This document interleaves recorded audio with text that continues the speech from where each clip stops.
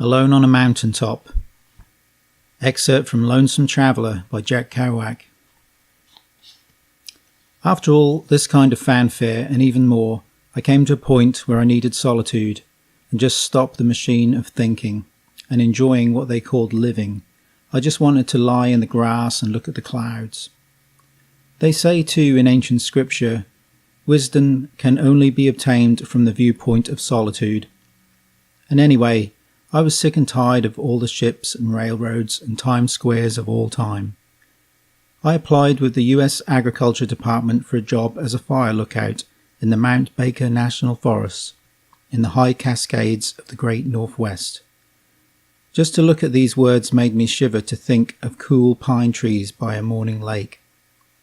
I beat my way out to Seattle, 3,000 miles from the heat and dust of the eastern cities in June. Anybody who's been to Seattle and missed Alaskan Way, the old waterfront, has missed the point.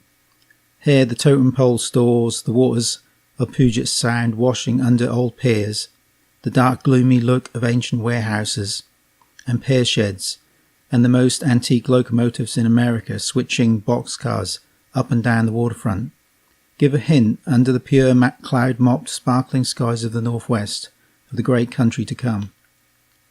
Driving north from Seattle on Highway 99 is an exciting experience because suddenly you see the Cascade Mountains rising on the northeast horizon. Truly, Como Kulsan under the uncountable snows. The great peaks covered with trackless white, worlds of huge rock twisted and heaped and sometimes almost spiraled into fantastic, unbelievable shapes. All this is seen far above the dreaming fields of the stiller Squamish and Scatish valleys. Agriculture flats of peaceful green, the soil so rich and dark it is proudly referred to by its inhabitants as the second only to the Nile in fertility. At Milltown, Washington, your car rolls over the bridge across the Skagit River. To the left, seaward, westward, the Skagit flows into Skagit Bay and the Pacific Ocean. At Burlington, you turn right and head for the heart of the mountains along a rural valley road through sleepy little towns and one bustling agriculture market centre known as Cedro Woolley, with hundreds of cars parked aslant on a typical country town main street of hardware stores, grain and feed stores and 5 and 10s. On deeper into the deepening valley, cliffs rich with timber appear by the side of the road. The narrowing river, rushing more swiftly now, a pure translucent green, like the green of the ocean on a cloudy day, but a saltless rush of melted snow from the high cascades. Almost good enough to drink north of the Marble Mount. The road curves more and more until you reach Concrete, the last town in Skagit Valley, with a bank and a 5 and 10.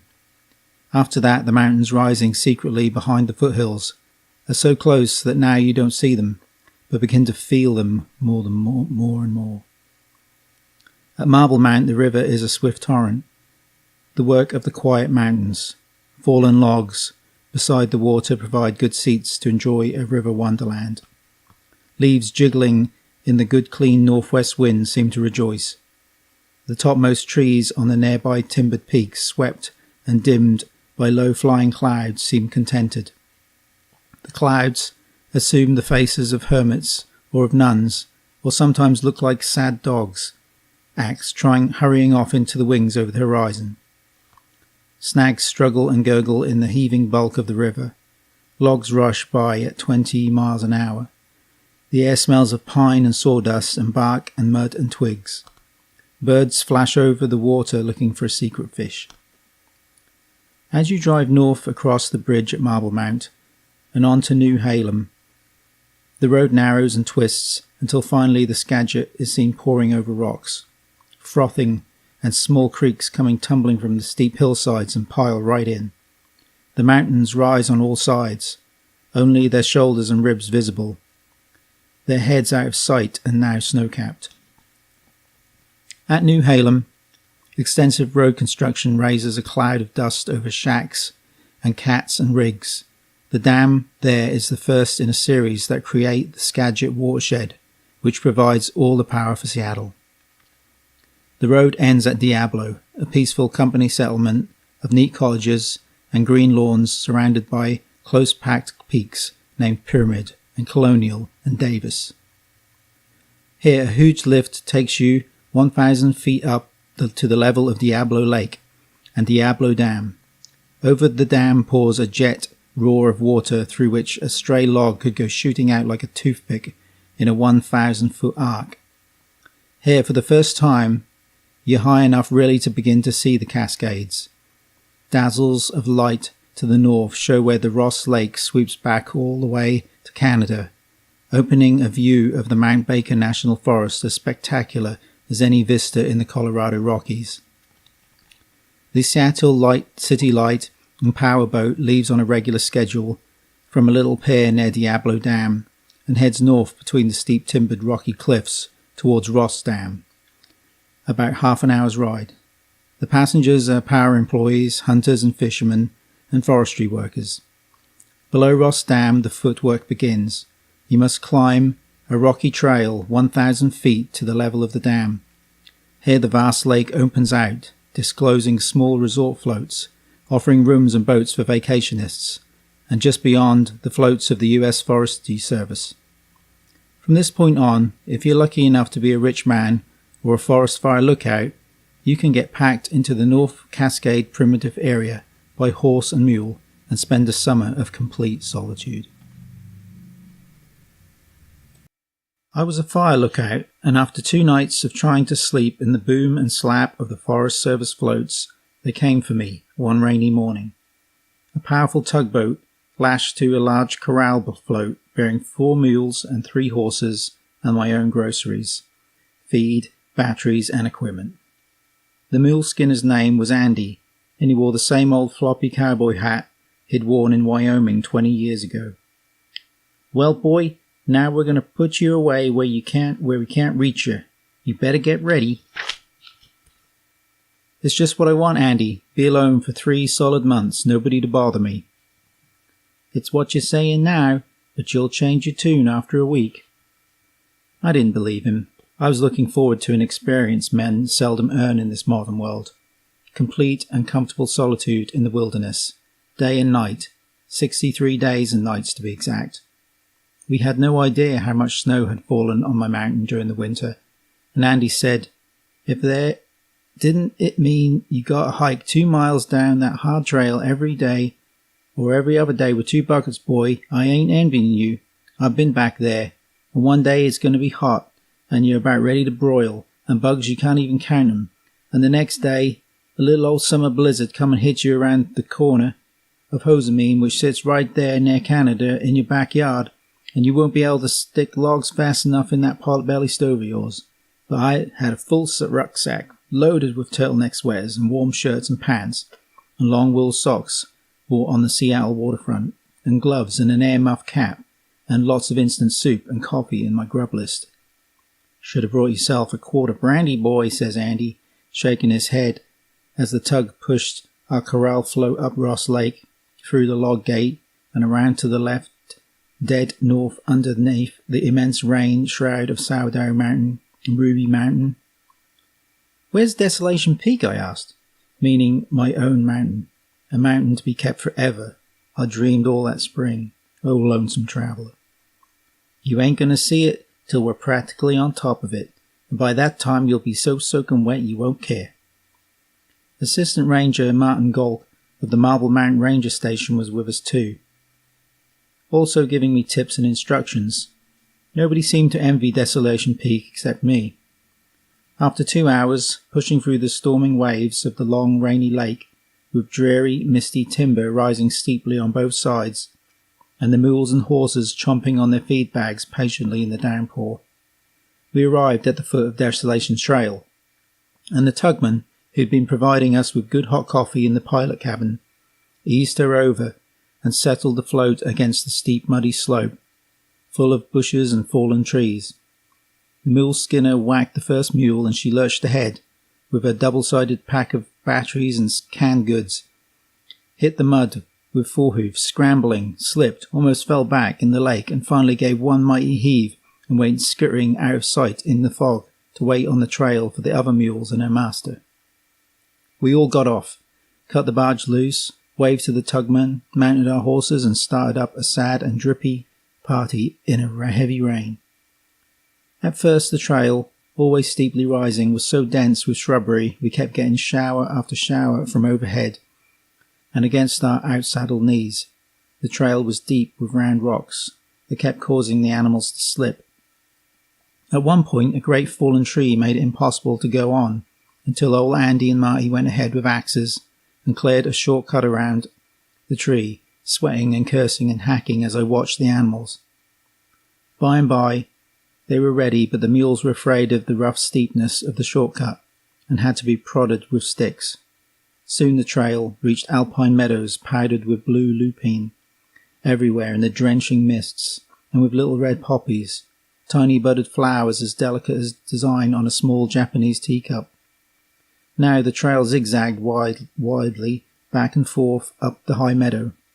Soon we saw the vast foggy heap of a rock cliff face above, and Andy yelled, "Soon we get up high as that, we're almost there, but that's another 2,000 feet though. You think you could reach up and touch it?"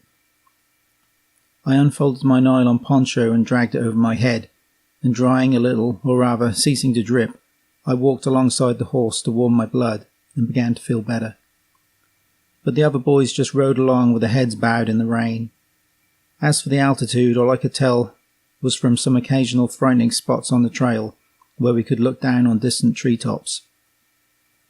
The alpine meadow reached to timberline, and suddenly a great wind blew shafts of sleet on us. "Getting near the top now," yelled Andy, and suddenly there was snow on the trail. The horses were clumping through a foot of slush and mud. To the left and right, everything was blinding white in a grey fog. "About 5,500 feet right now," said Andy, rolling a cigarette as he rode in the rain. We went down, then up another spell, down again, a slow gradual climb, and then Andy yelled, "There she is!" And up ahead in the mountaintop gloom I saw a little shadowy peaked shack standing alone on top of the world, and gulped with fear. This my home all summer? And this is summer? The inside of the shack was even more miserable, damp and dirty, leftover groceries and magazines torn to shreds by rats and mice, the floor muddy, the windows impenetrable. But hardy old Andy, who'd been through this kind of thing all his life, got a roaring fire crackling in the potbelly stove and had me laid out a pot of water with almost half a can of coffee in it, saying, "Coffee ain't no good unless it's strong." And pretty soon the coffee was boiling a nice brown aromatic foam, and we got our cups out and drank deep. Meanwhile, I'd gone out on the roof with Marty and removed the bucket from the chimney and put up the weather pole and the anemometer, and done a few other chores, and we came back and Andy was frying spam and eggs in a huge pan, and it was almost like a party. Outside, the patient animals chomped on their supper bags and were glad to rest by the old corral fence, built of logs by some desolation lookout of the 30s. Darkness came, incomprehensible. In the grey morning, after they slept in sleeping bags on the floor, and I on the only bunk in my mummy bag, Andy and Marty left, laughing, saying, "Well, what do you think now, hey? We've been here 12 hours and you still ain't been able to see any more than 12 feet. By gosh, that's right. What am I going to do for watching fires? Don't worry, boy. These clouds will roll away and you'll be able to see 100 miles in every direction." I didn't believe it, and I felt miserable and spent the day trying to clean up the shack or pacing 20 careful feet each way in the yard, the ends of which appeared to be sheer drops into silent gorges. I went to bed early. About bedtime I saw my first star. Briefly, then giant phantom clouds billowed all around me, and the star was gone. But in that instant I thought I'd seen a mile down more of grey-black lake where Andy and Marty were back in the Forest Service boat, which had met them at noon. In the middle of the night I woke up suddenly and my hair was standing on end. I saw a huge black shadow in my window. Then I saw it had a star above it and realised it was Mount Hosemine. 8,080 feet, looking in my window from miles away near Canada. I got up from the forlorn bunk with the mice scattering underneath and went outside and gasped to see black mountain shapes gianting all around. And not only that, but the billowing curtains of the northern lights shifting behind the clouds. It was all too much for a city boy. The fear of the abominable snowman might be breathing behind me in the dark sent me back to bed, where I buried my head inside my sleeping bag.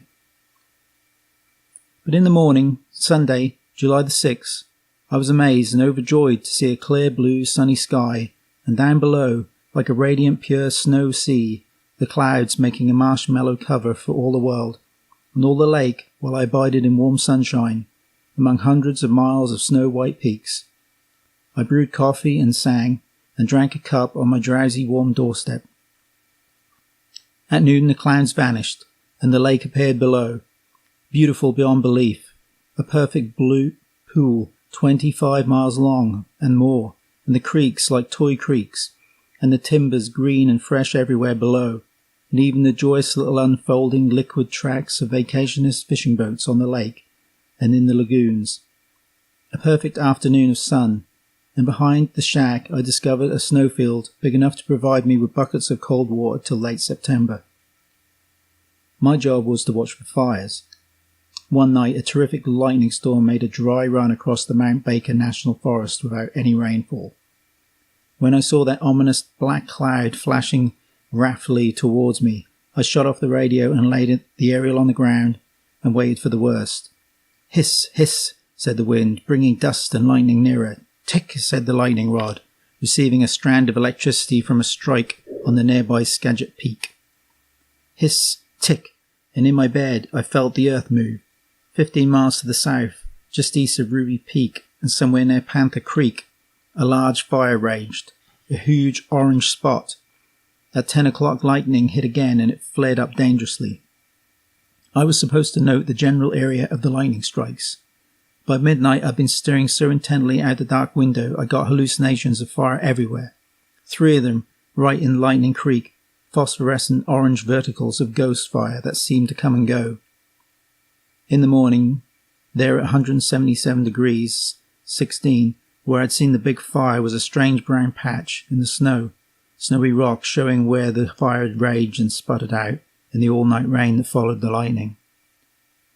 But the result of the storm was disastrous 15 miles away at McAllister Creek, where a great blaze had outlasted the rain and exploded the following afternoon in a cloud that could be seen from Seattle.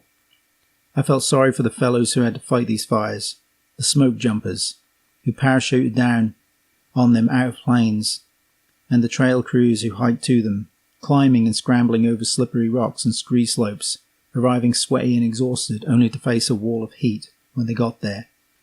As a lookout, I had it pretty easy and only had to concentrate on reporting the exact location by instrument findings of every blaze I detected.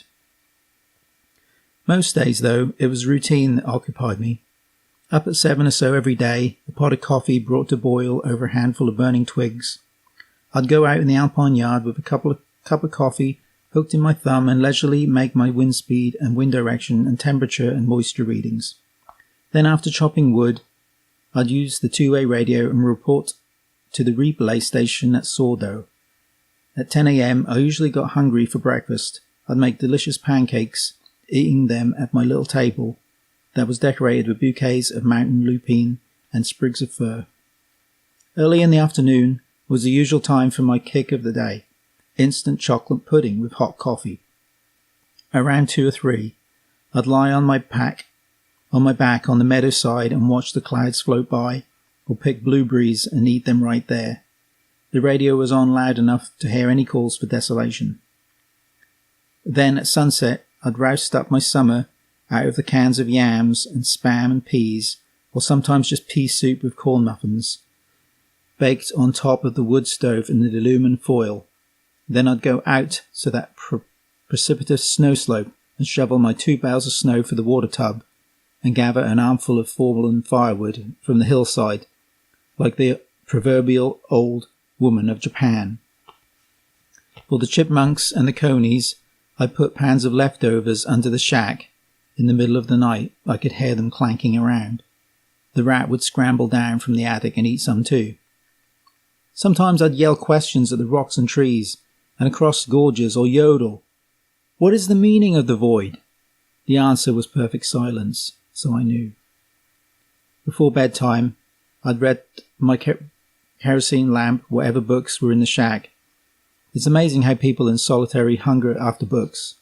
After poring over every word of a medical tome and a synopsized version of Shakespeare's plays by Charles and Mary Lamb, I climbed in the little attic and put together torn cowboy pocketbooks and magazines the mice has ravaged.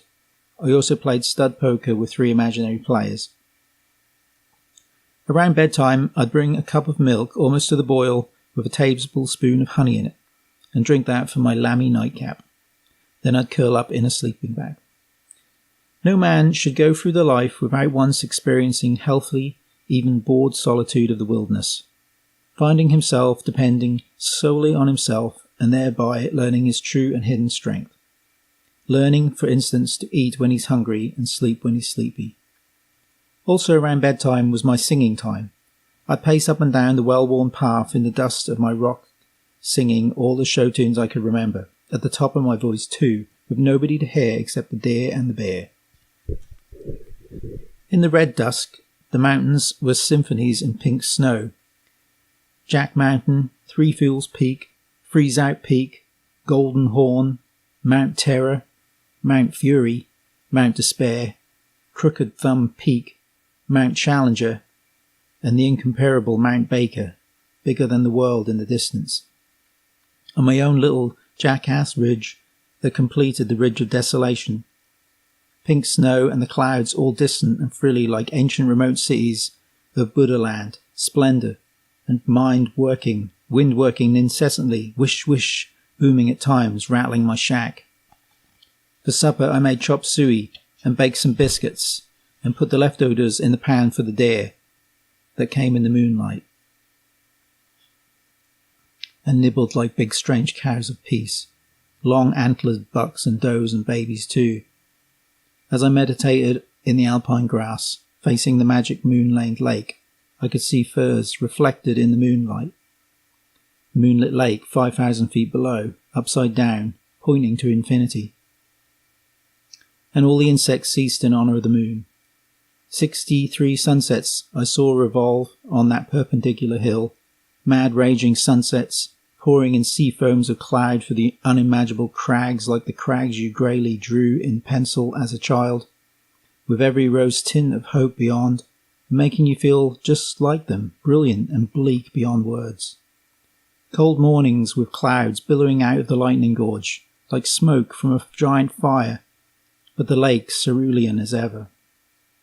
August comes in with a blast that shakes your house and augurs little augustity. Then that snowy air and wood smoke feeling. Then the snow comes sweeping away from Canada. And the wind rises and the dark low clouds rush up as out of a forge. Suddenly a green rose rainbow appears right on your ridge and the steamy clouds all around and an orange sun turmoiling. What is a rainbow, Lord? A hoop for the lowly. And you go out and suddenly your shadow is ringed by rainbow. And as you walk on the hilltop, a lovely haloed mystery making you want to pray. A blade of grass jiggling in the wind of infinity, anchored to a rock, and for all your own poor gentle flesh no answer. Your oil lamp burning in affinity. One morning I found a bear stool, and the signs of where the monster had taken a can of frozen milk and squeezed it in his paws and bit into it with one sharp tooth and tried to suck out the paste. In the foggy dawn, I looked down the mysterious ridge of starvation, with its fog-lost firs and its hills humping into invisibility, and the wind blowing the fog like a faint blizzard. And I realized that somewhere in the fog stalked the bear. And it seemed as I sat there that this was the primordial bear, and he owned all the northwest and all the snow and commanded the mountains. He was King Bear, who could crush my head with his paws and crack my spine like a stick, and this was his house, his yard, his domain. Though I looked all day, he would not show himself in the mystery of those silent foggy slopes.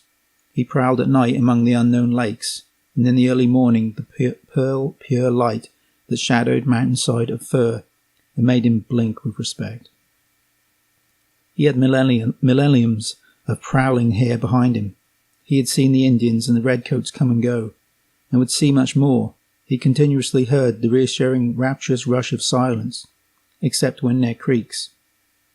He was aware of the light material the world is made of, yet he never discoursed nor communicated by signs, nor wasted a breath complaining. He just nibbled and pawed and lumbered along, snags paying no attention to things inanimate or animate. His big mouth chewed in the night. I could hear it across the mountain in the starlight. Soon he would come out of the fog, huge, and come and stare in my window with big burning eyes. He was Avallo Viscarada the bear, and his sign was the grey wind of autumn. I was waiting for him. He never came. Finally, the autumn rains, all-night gales of soaking rain as I lie warm as a toast in my sleeping bag, and the mornings, open cold, wild, fall days and high wind with racing fogs and racing clouds. Sudden bright sun, pristine light on hill patches, and my fire crackling as it was exult. I sung at the top of my voice. Outside my window, a wind-swept chipmunk sits up straight on a rock. Hands clasped, he nibbles on a note between his paws, the little nutty lord of all he surveys. Thinking of the stars night after night, I began to realize the stars are words, and the innumerable worlds of the Milky Way are words. So this is the world too, and I realized that no matter where I am, whether in a little room full of thought, or in this endless universe of stars and mountains, it's all in my mind. There's no need for solitude. So love life for what it is, and form no preconceptions whatever in your mind. What strange, sweet thoughts come to you in the mountain solitudes? One night I realized that when you give people understanding and encouragement, a funny little meek childish look abashes their eyes. No matter what they've been doing, they weren't sure it was right. Lammies all over the world. For when you realize that God is everything, you know that you've got to love everything no matter how bad it is. In the ultimate sense, it was neither good nor bad. Consider the dust. It was just what was. That is, what was made to repair. Some kind of drama to teach something to something. Some despised substance of divinest show. And I realized I didn't have to hide myself in desolation, but could accept society for better or worse. Like a wife, I saw that if it wasn't for these six senses of seeing, hearing, smelling, touching, tasting and thinking, the self of that, which is non-existent, there would be no phenomenon to perceive at all, in fact no six senses or self. The fear of extinction is much worse than extinction, death itself. To chase after extinction in the old nirvanic sense of Buddhism is ultimately silly, as the dead indicate in the silence of their blissful sleep in the Mother Earth, which is an angel hanging in orbit in heaven anyway. I just lay on the mountain, meadowside in the moonlight, head to grass, and heard the silent recognition of my temporary woes. Yes, so to try and attain to nirvana when you're already there, to attain to the top of the mountain when you're already there, and only have to say thus, to stay in nirvana bliss, is all I have to do, and you have to do. No effort, no path really, no discipline, but just to know that all is empty and awake. A vision and a movie in the God's universal mind. Alaya Vijnana. And to stay more or less wisely in that, because silence itself is the sound of diamonds, which can cut through anything, the sound of holy emptiness, the sound of extinction and bliss. That graveyard silence, which is like the silence of an infant's smile, the sound of eternity, of blessedness surely to be believed, the sound of nothing ever happened except God, which I soon hear in a noisy Atlantic tempest. What exists is God in his emanation. That does not exist is God in his peaceful neutrality. What neither exists nor does not exist is God's immortal primordial dawn of farther sky. This world, this very minute. So I said, stay in that. No dimensions here to any of the mountains or mosquitoes and a whole Milky Ways of worlds. Because sensation is emptiness. Old age is emptiness. T's the only golden eternity of God's mind. So practice kindness and sympathy. Remember that men are not responsible in themselves as men for their ignorance and unkindness. They should be pitied. God does pity it, because who says anything about anything since everything is what it is, free of interpretations? God is not the attainer. He is the farer in that which is everything, is the abider, one caterpillar, 1,000 hairs of God. So know constantly that this is the only you.